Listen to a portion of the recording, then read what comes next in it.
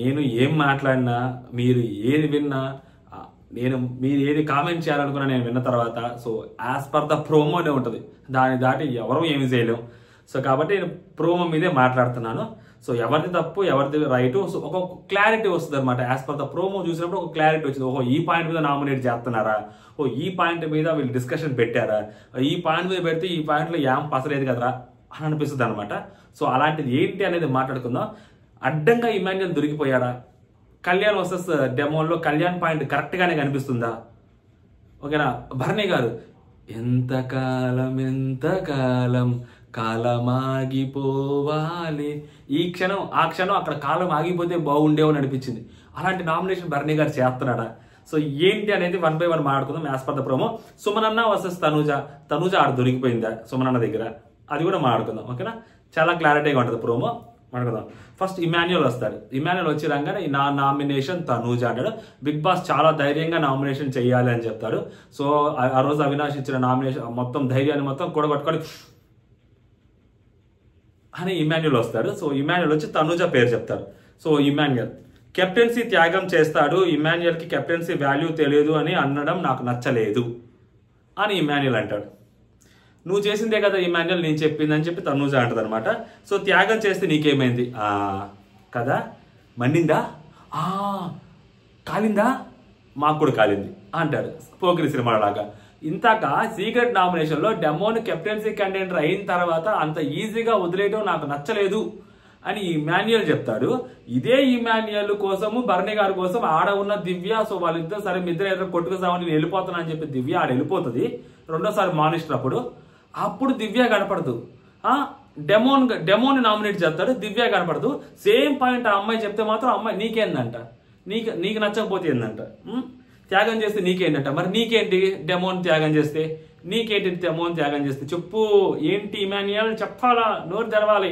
అవినాష్ వచ్చాడు ఫైట్ చేయమన్నాడు, బ్లైండ్ గా ఫైట్ చేస్తే ఎట్లా ఇమాన్యుయల్, పాయింట్ పెట్టి కొట్టాలి కదా. అంటే ఇదంతా యాజ్ పర్ ద ప్రోమోనే చెప్తున్నా అండి. ఏడ దొరికిపోయిండేమో అనిపించింది నాకు ఇమాన్యుయల్, అంతే కదా క్లియర్గా. ఇప్పుడు ఒకసారి త్యాగం, అవును ఇప్పుడు ఒకసారి త్యాగం చేసి కెప్టెన్ అయిన మనిషి, సో కెప్టెన్ అవ్వాలి అనుకున్న ఒకసారి క్యాప్టెన్సీ త్యాగం చేసి మళ్ళీ క్యాప్టెన్ అవ్వాలనుకున్న మనిషి, నేను మాత్రం క్యాప్టెన్ అవ్వాలనుకోవడం తప్పేంటి?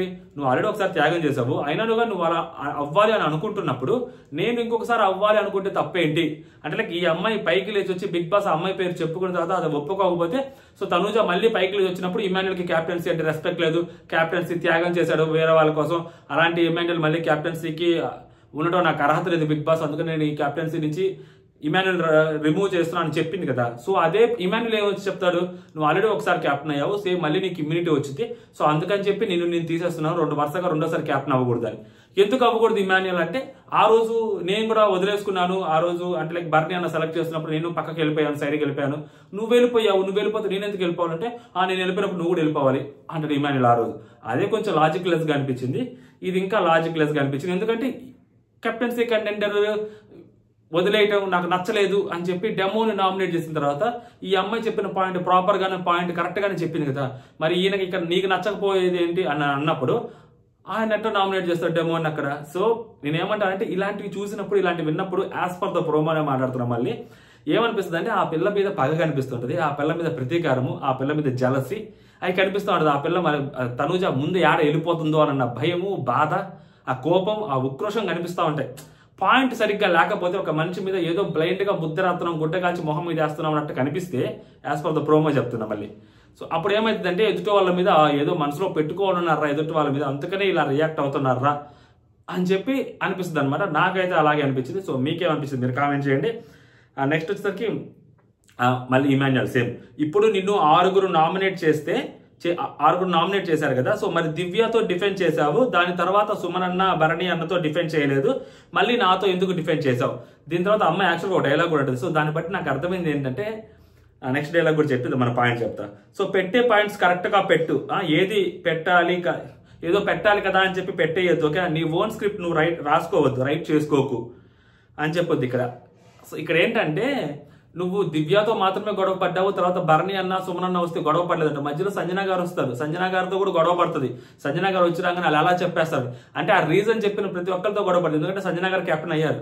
సుమన్ అన్నది కూడా అడుగుద్ది, సుమన్ అన్న ఇదే రీజన్ చెప్పి సుమన్ అన్నతో కూడా మాట్లాడుద్ది. భరణి గారు వచ్చినప్పుడు ఆల్రెడీ దివ్య కోసం భరణి గారు సేమ్ పాయింట్ చెప్పారు కాబట్టి ఆయన ఆల్రెడీ ఒకసారి కూడా కెప్టెన్ అవ్వలేదు కాబట్టి ఆయన వదిలేసింది. డెమోన్ వచ్చి చెప్పిన రీజన్ వేరు. ఓకేనా, 6లో డెమోన్ వచ్చి చెప్పిన రీజన్ ఏంటి, సో అందరికీ ఛాన్సులు, నీకు ఎక్కువ ఛాన్సులు వచ్చాయి, సో కాబట్టి మాకు రావాలి కాబట్టి ఛాన్సులు నేను తీసేస్తున్నాను అని చెప్పి డెమోన్ పేరు చెప్తారు. సో డెమోన్ చెప్పిన రీజన్ వేరు, మిగిలిన వాళ్ళందరూ రీజన్ చెప్పిన వేరు. సో అందరితోనూ ఫైట్ చేసింది, సుమనన్నతో ఫైట్ చేసింది, సంజన గారితో ఫైట్ చేసింది. మరి సంజన గారితో ఫైట్ చేసిన సంగతి చెప్పాలి కదా. సెకండ్ డే సంజన గారు వచ్చారు, మరి సంజన గారితో ఫైట్ చేసిన సంగతి ఈ అబ్బాయి చెప్పాలి కదా. సో అమ్మాయి అదే అంటది, నీ ఓన్ స్క్రిప్ట్ నువ్వు రాసుకోకు, నేను అందరితోనే గొడవ పడ్డాను, అందరితోనే క్వశ్చన్ చేశాను అన్నట్టు అమ్మాయి చెప్తా ఉంటుంది అనమాట అక్కడ. సో అందుకే నా పాయింట్ చెప్పినట్టుంది. నీకు ఎవరు సపోర్ట్ చేస్తున్నారో వాళ్ళ వెనకాల వెళ్ళిపోవడం, నువ్వు ఓకే నీకు వాళ్ళ వెనకాల వెళ్ళిపోవడం నీకు అలవాటే కదా, నువ్వు అలాగే వెళ్ళిపోతున్నావు. అంటే ఇక్కడ దివ్య అమ్మాయికి ఆయనకి సపోర్ట్ చేసింది, ఆయన దివ్యకి సపోర్ట్ చేశారు, మళ్ళీ దివ్య ఈయనకి సపోర్ట్ చేసింది, మళ్ళీ ఇమాన్యుల్ దివ్యకి సపోర్ట్ చేశారు. ఇలా మీరు చేసుకుంటూ నువ్వు వాళ్ళ వెనకాల తిరగడం తప్పితే నీకేముంది అక్కడ, నువ్వు చెప్పు ఏముంది నీది. సేఫ్ గేమ్ ఆడొద్దు ఇమాన్యుల్, ఇప్పటికైనా సేఫ్ గేమ్ బ్రేక్ చెయ్యి, సేఫ్ గేమ్ బ్రేక్ చెయ్యి. నీ సేఫ్ గేమ్ ని నువ్వు బ్రేక్ చేయాలంటే నేను ఎక్కడ సేఫ్ గేమ్ ఆడాడు, ఓకే నేను ఎక్కడ సేఫ్ గేమ్ ఆడాను. సో ఈ యాజ్ పర్ ద ప్రోమో చూస్తుంటే నాకు ఇమాన్యుల్ అంత పస కనిపించలేదు. నేను ఇంకా ఫ్లో టు సింక్ అది కూడా తీసుకొచ్చి నామినేట్ చేస్తారేమో అనుకున్నాను కానీ, సో నిన్న కెప్టెన్సీలో గొడవ పడింది మాత్రమే తీసుకొచ్చి నామినేట్ చేస్తున్నాడా అంటే, so as per the promo అయితే అలాగే కనిపిస్తా ఉంది. ప్రతి సెకండ్ అలా ఎందుకు చెప్తున్నానంటే తప్పదు మరి, లేకుంటే నేనేదో ఒక వన్ సైడ్ తీసుకున్నాను అనుకుంటారు, అందుకని చెప్తున్నా. సో మేబీ ఎపిసోడ్లో ఇంకేమైనా బెటర్గా కనిపిస్తే అప్పుడు మాట్లాడుకుందాం. ఇప్పటికైతే మాత్రం ఇల్లే అనిపించింది నాకు, అలా డొల్ల గట్టిగానే తగులుకుంది అనిపించింది తనూజ. నెక్స్ట్ వచ్చేసరికి భరణి అన్నగారు, కొంతకాలం కాలమాగిపోవాలి, కాలం ఆగిపోవాలనుకున్నాను నేను. భరణి అన్న మనం ఎంత మంచిగా ఉన్నా కానీ మన వాయిస్ అనేది మన మంచితనాన్ని కప్పెట్టేస్తుంది. హాహా భరణి అన్న సలాం అన్న, మామూలు కూడా కాదు. ఇక్కడ కూడా అమ్మాయి వెనకేసుకొస్తున్నాడు భరణి అన్న. వాళ్ళ అమ్మగారు చెప్పిన తర్వాత కూడా, ఆ అమ్మాయికి ఆ వార్నింగ్ ఇచ్చిన తర్వాత కూడా, సో నలిగిపోతున్నానని చెప్పి మిగిలిన వాళ్ళందరూ చెప్పిన తర్వాత కూడా, భరణి అన్న నువ్వు మంచిగా నాతో మాట్లాడుతున్నావు కానీ అది వాళ్ళకి కనిపించట్లేదు, మా అమ్మగారికి కనిపించలేదు, మా కూతురికి కనిపించలేదు, నాగబాబు గారికి కనిపించలేదు. సో కాబట్టి నువ్వు కొంచెం నోరు ఎక్కువ చేసి మాట్లాడుతున్నావు తప్పితే దానివల్ల నీ మంచితనం కనిపించట్లేదు అని చెప్పి భరణి గారు మాట్లాడుతున్నారు. ఇదే భరణి గారు లోపలికి వచ్చినప్పుడు ఏం మాట్లాడారు, సో తనుజ వాళ్ళతోటి వీళ్ళతోటి, మరి ఇప్పుడే భరణి గారు ఏం మాట్లాడుతున్నారు. కొన్ని 2-3 మాటలు అమ్మాయి వదిలేసింది. సో లైక్ ఏ అనింది ఆ అమ్మాయి నిన్న, అది చూపించి అప్పుడు అడుగుంటే బాగుండేదేమో భరణి గారిని.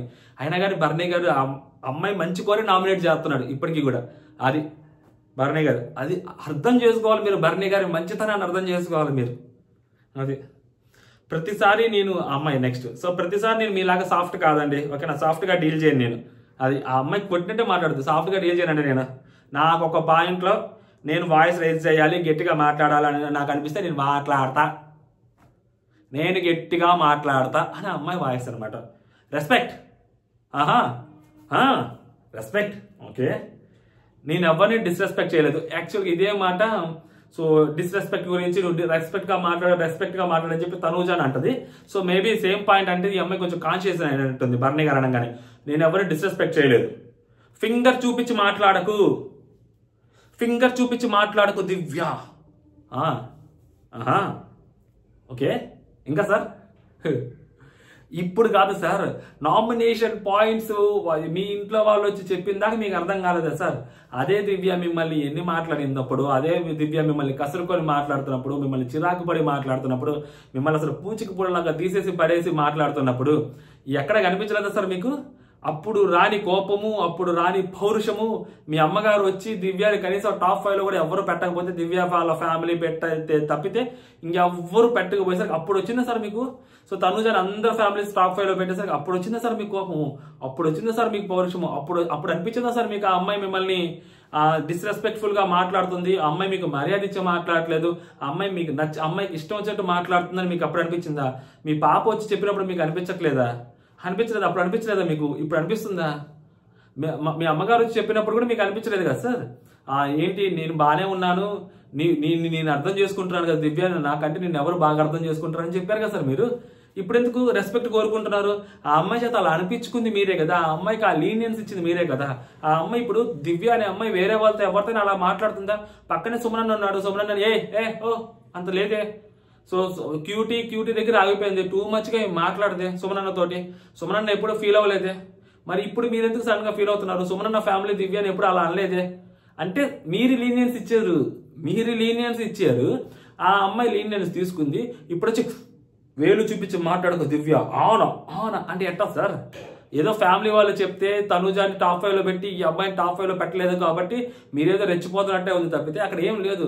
ఎందుకంటే ఇది అయిపోయిన తర్వాత మళ్ళీ సేమ్ ఇద్దరు కూర్చొని ముచ్చట్లు వేసుకుంటారు. అది కాదురా నాన్న, నాకు తెలుసులే నాన్న, నిన్నేం అనలేదు, నాకు తెలుసు కదా నాన్న, అర్థం చేసుకుంటావు నువ్వు, కాకపోతే నన్ను ఇంకెవరు అర్థం చేసుకుంటారు రా ఈ హౌస్లో, అంతే కదా, నేనే అర్థం చేసుకుంటాను. ఈ అమ్మాయి ఇలా ఉంటుంది ఈ వ్యాపారం. సో అదన్నమాట. అయినా కానీ ఈయన గట్టిగా మాట్లాడటం అసలు మామూలు విషయం కాదనమాట. ఇక్కడ కళ్యాణ్. సో ఇప్పుడు కళ్యాణ్ దగ్గరికి వచ్చేసరికి కళ్యాణ్ ఇంతవరకు ప్రోమో అనమాట, యాజ్ పర్ ద ప్రోమోనే మాట్లాడుతుండే మనం. So next Kalyan versus demon. కళ్యాణ్ది సో క్యాప్టెన్సీ టాస్క్ నుంచి తీసేస్తుంటే నవ్వుకుంటూ వస్తున్నావు ఏంటి అని క్వశ్చన్ అడుగుతారు కళ్యాణ్.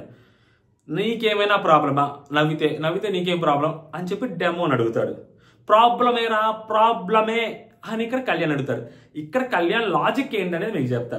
సో ఇదే కళ్యాణ్ని డెమోన్ ప్రైవేట్ నామినేషన్ చేసినప్పుడు నేను 7 సార్లు కెప్టెన్సీ కంటెంటర్ కోసం ట్రై చేస్తుంటే రాలేదని తెలిసినా కూడా నన్నే తీసేయాలని చూశాడు సార్, నన్నే తీసేశాడు, అందుకని నేను కళ్యాణ్ని నామినేట్ చేస్తున్నానని చెప్పి బిగ్ బాస్ కి చెప్పి సో ప్రైవేట్ నామినేషన్ చేశాడు డెమోన్.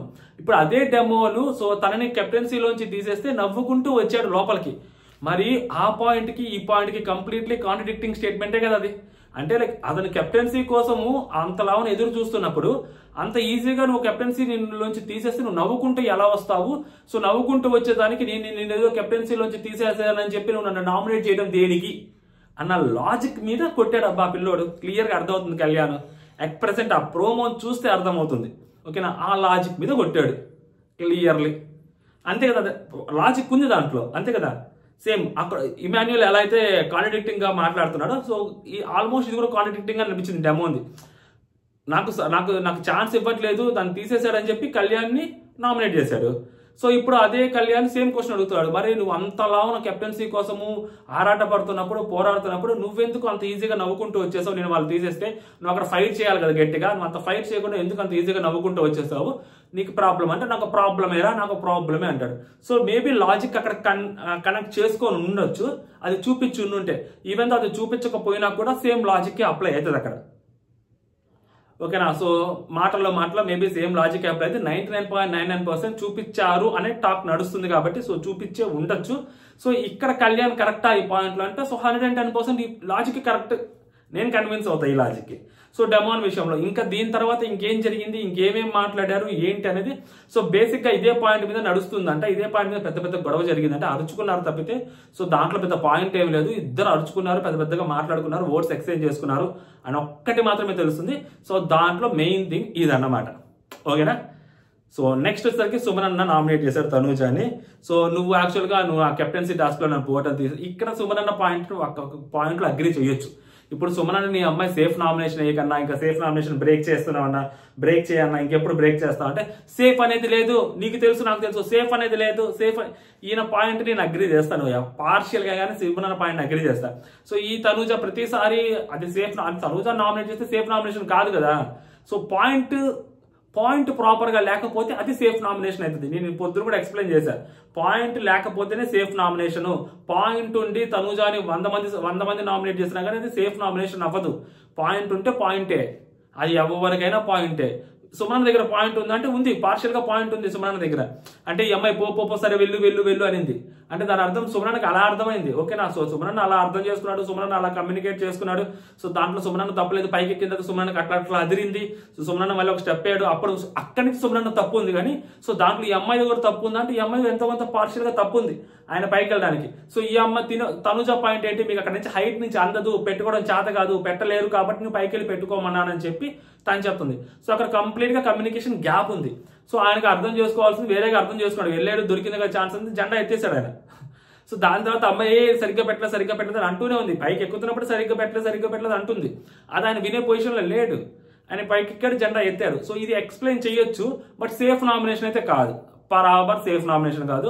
సో తనూజ సుమనన్న నామినేట్ చేస్తే అది సేఫ్ నామినేషన్ అనుకుంటారు. అంటే మేబీ సుమనన్న లాస్ట్ లో వచ్చి ఉండొచ్చు, మిగిలిన వాళ్ళందరూ దానికంటే ముందు సంజన గారు సేమ్ పాయింట్ చెప్పుండొచ్చు, దాని తర్వాత ఇంకెవరైనా సేమ్ పాయింట్స్ చెప్పుండొచ్చేమో. కానీ సో అక్కడ వర్కౌట్ కాదు, అది సేఫ్ నామినేషన్ కింద వర్కౌట్ కాదు. ఎందుకంటే సుమనన్నకి ఆ పాపం చాలా క్లోజ్ గా వచ్చి వెళ్ళిపోయాడు కాబట్టి, ఈ అమ్మాయి కూడా మాటను ఆయన విన్నాడు కాబట్టి, సో ఆయనకి ఎంత అర్థమైంది లేదా అనేది పక్కన పెడితే, సో ఆ అమ్మాయి ఇన్వాల్వ్మెంట్ కూడా ఉంది కాబట్టి, సో సుమనన్న అంతకంటే బెటర్ నామినేషన్ ఇంకా చేయలేడు కాబట్టి, సో ఆ పాయింట్ లో మనం సుమనన్న అగ్రీ చేయొచ్చు. అదన్నమాట ఓవరాల్ గా. సో ఇవి నామినేషన్స్. సేఫ్ అనేది ఏం లేదు. నీకు తెలుసు కదా నీకు తెలుసు కదా సేఫ్ లేదు, తొడగొడతా ట్రైల్ లేపుతా అంటున్నాడు సుమనన్న. సో అదన్నమాట ఓవరాల్ గా నామినేషన్స్. ఇక్కడ బర్నీ అన్న అసలు ఇంకా అంతే, ఇంకా మనం అది. సో బర్నీ అన్నలో ఫైర్ కనిపిస్తుంది, మీరు చూస్తారు కూడా, ఇంకా గట్టిగానే ఫైర్ జరిగిందంట. సో ఏం జరిగిందని చూద్దాం. దివ్యాలో ఒక పాయింట్లు చూస్తే పాపం చిన్నపిల్లలాగే కనిపించింది నిజంగా. అయ్యో ఆంధ్రబాబు ఈ చిన్నపిల్ల అంటే, అమ్మాయి ఫేస్ లో చాలా ఆ రూడ్నెస్ ఏం కనపడాలి, అమ్మాయిలో అది కనిపిస్తుంది. కానీ కొంచెం గట్టిగా చూస్తే అమ్మాయిలో పసితనమే కనిపిస్తూ ఉంటుంది నాకైతే. సో అదన్నమాట ఓవరాల్ గా ప్రోమో రివ్యూ. మీకేమనిపించింది మీరు కామెంట్ చేయండి. అంటే జై హింద్.